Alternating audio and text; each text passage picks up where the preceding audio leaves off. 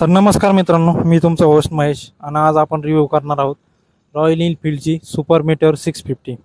या गाडीमध्ये तुम्हाला 650 सीसीचं ऑइल कूल इंजिन भेटून जाईल आणि या गाडीच्या मागच्या टायरची प्रोफाईल जर सांगायची झाली तर 150/80/20/16 आणि फ्रंट प्रोफाईल जर सांगायची झाली तर 100/90/19 आहे। आणि या गाडीमध्ये तुम्हाला ग्राउंड क्लिअरन्स जर सांगायचा झाला तर 135 mm चा ग्राउंड क्लिअरन्स या गाडीमध्ये भेटतो। हा ग्राउंड क्लिअरन्स मध्यम आहे, जास्त कमी नाही आणि जास्त पण नाही।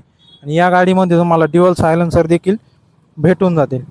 आणि या गाडीचं क्लेम मायलेज कंपनीकडून 23.7 एवढं आहे आणि यामध्ये तुम्हाला 6 स्पीड गिअर भेटून जातील। आणि या गाडीचं वेट 241 किलोग्रॅम एवढं आहे आणि सुपर मेटेओरची फ्यूल टँक कॅपॅसिटी 15.7 लिटर एवढी आहे। आणि या गाडीची सीट हाईट तुम्हाला 740 mm एवढी भेटून जाईल।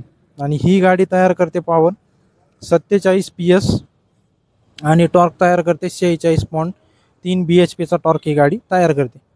आणि या गाडीची किंमत तुम्हाला ऑन रोड 4,42,500 एवढी भेटून जाईल ऑन रोड।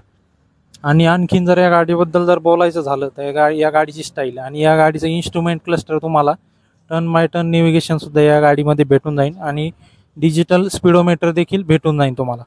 आणि या गाडीचे ॲडजस्टेबल तुम्हाला क्लच लिव्हर आणि ब्रेक लिव्हर तुम्हाला भेटून जातील। आणि या गाडीचा समोरचा जो हेडलाईट आहे तो देखील तुम्हाला LED भेटून जाईल। आणि या गाडीमध्ये ड्युअल चॅनल ABS सुद्धा येत आहे।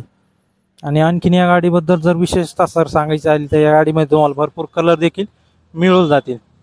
आणि या गाडीमध्ये तुम्हाला 3 टाईपचे व्हेरियंट देखील अवेलेबल आहेत, त्यामध्ये तुम्ही चूज करू शकता। आणि या गाडीचा कम्फर्ट पण चांगला आहे आणि गाडीचा रायडिंग पोस्चर तुम्हाला थोडासा पुढे झुकलेला मिळून जाईल, त्यामुळे तुम्ही हायवे राईड चांगल्या करू शकता।